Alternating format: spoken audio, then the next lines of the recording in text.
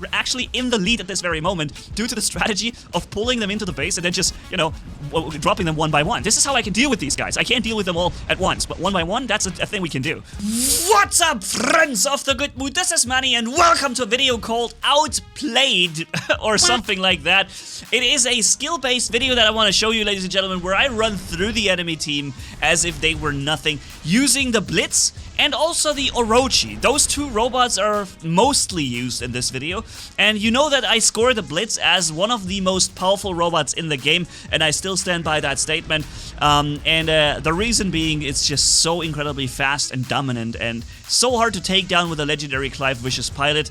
And of course, the Fafnir is insanely dominant as well with the legendary pilot due to the shield break. And so is the Orochi. Those three are my top three.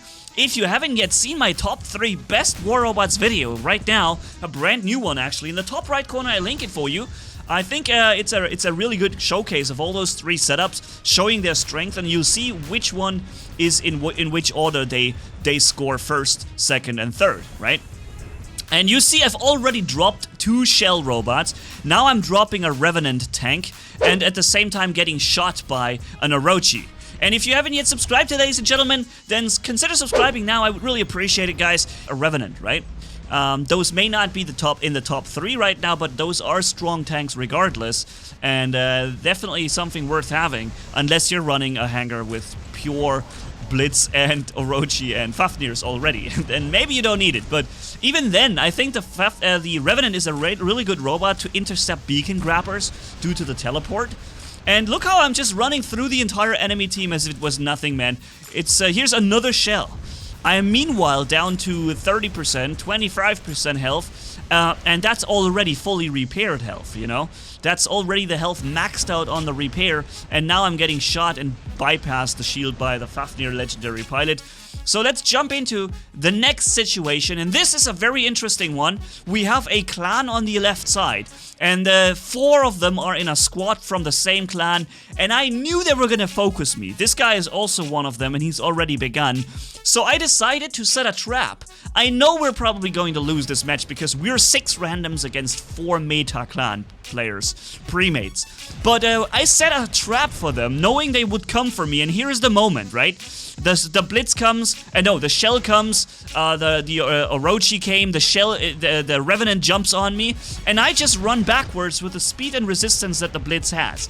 I'm trying to utilize my teammates right here, and all the skills I have in this game that I can use in order to drop one by one these attacking enemies. I know I don't stand a chance against this clan if I run in and 4-on-1 them, you know? So I'm utilizing my teammates, I'm luring them into our base, and then I'm dropping them one by one with my team. And that is how I see the only chance at succeeding here. See, there's 2 Orochis just waiting around the corner for me to pop out. So I'm just ignoring them. They may just sit there and grow old, and I'm just gonna use my team here and drop these other remaining guys. He jumps on me again with a Revenant, but the Blitz is a Blitz, and he makes Blitz a kill out of him. Boom, there we go. Another one bites the dust. And we're actually in the lead right now. If you take a look, we are 3-2. We're actually in the lead at this very moment due to the strategy of pulling them into the base and then just, you know, dropping them one by one. This is how I can deal with these guys. I can't deal with them all at once, but one by one, that's a thing we can do. And so it did work actually for a little while, but spoiler alert, we're not going to win this match, unfortunately. So I dropped this guy down very, very fast, and I'm also killing here the Demeter. I didn't get the kill, but did a lot of damage to him. And now we have him coming in, 4-2. And now eventually, though, these 2 guys right there around the corner are gonna get me. They're still here. They're still waiting for me right there. Dude, they have nothing. They're sitting there the whole match, apparently, with their things, their Orochis. So I decide to spawn my own Orochi and first and foremost do take care of the guy in the base, right? He's racking havoc in my own team base, and it needs something with high firepower to deal with him, and that's where I come in. with those double banes bypassing the shield on this guy.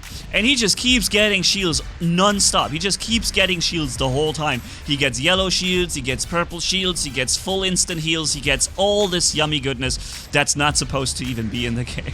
That one guy in the team and can kill like so many people. But he's gone now, 6-9, and I smell my chance to finally take care of those stupid Orochis that annoyed me so much before. So let's go in and grab them, okay? Let's go in and grab these guys. I have my stealthers ready as well, so, these guys are going down now. You guys, you can stealth around as much as you want. Eventually, your stealth lacks, and kill number 1, kill number 2. Bam. Alright, 2 of them go, 8-10. It doesn't look like it doesn't look very nice, but we are still... By the way, is this guy also UA? UA is my enemy clan, and this guy also is called UA. That's right next to me. That's confusing, but he's in my team. And here I noticed, and I noticed this very late, that he's actually quantum radaring me, because you can't see the eye icon when he's in stealth. You only see the fact that he's stealth, but you don't see the eye icon that he's using quantum radar right now.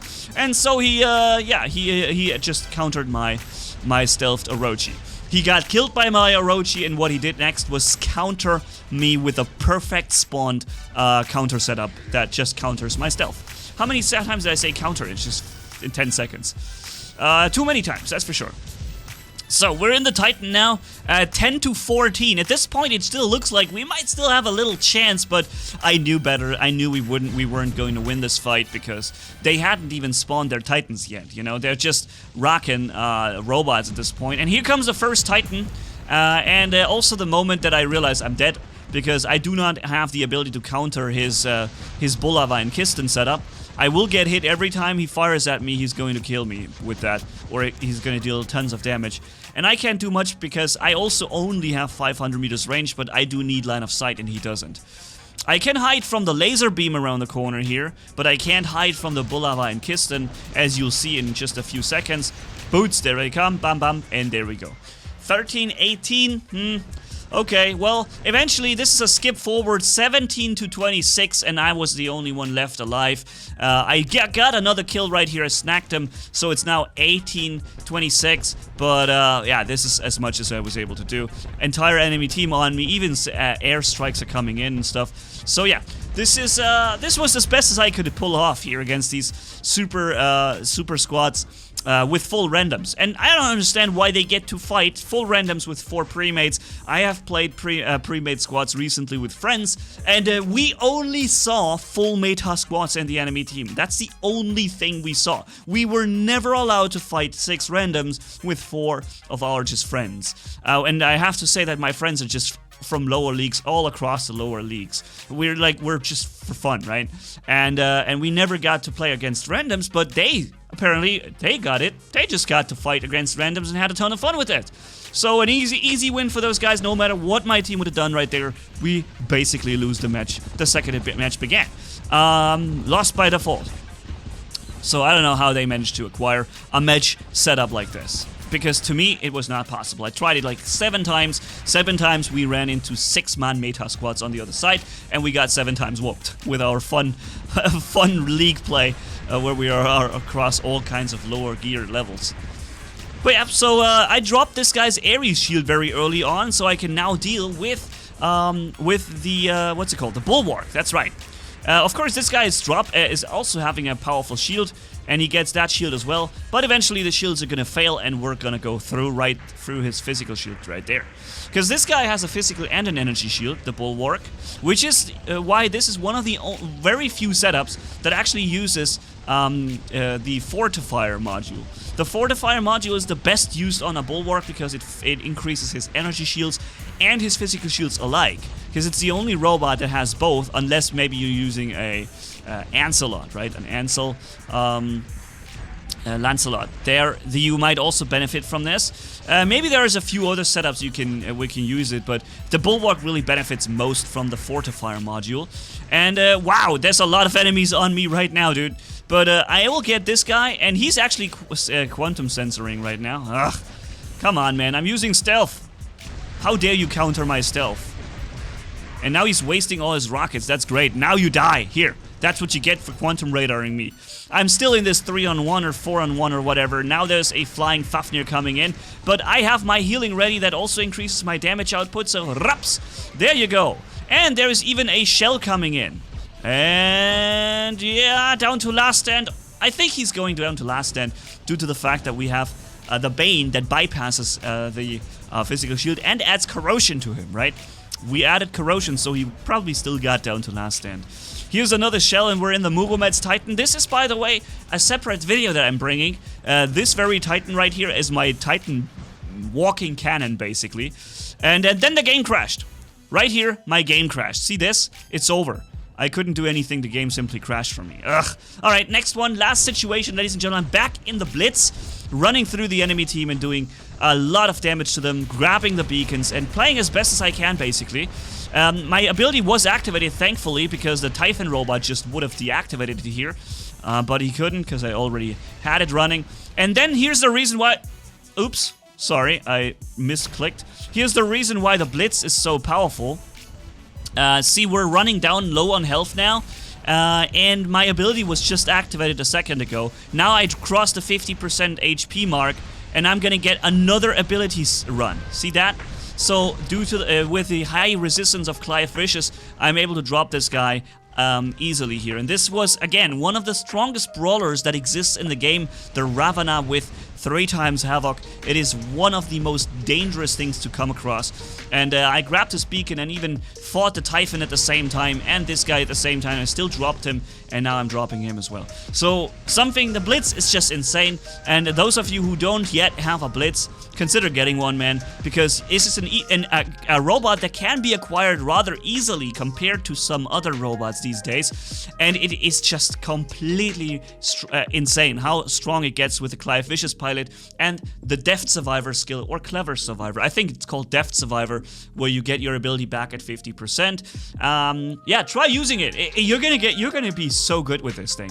It's like a hidden gem almost. And nowadays, people always think that the Orochi and the Fafnir and those are the strongest robots. Some people even think the Hawk is still better than the Blitz. No, it's not even remotely.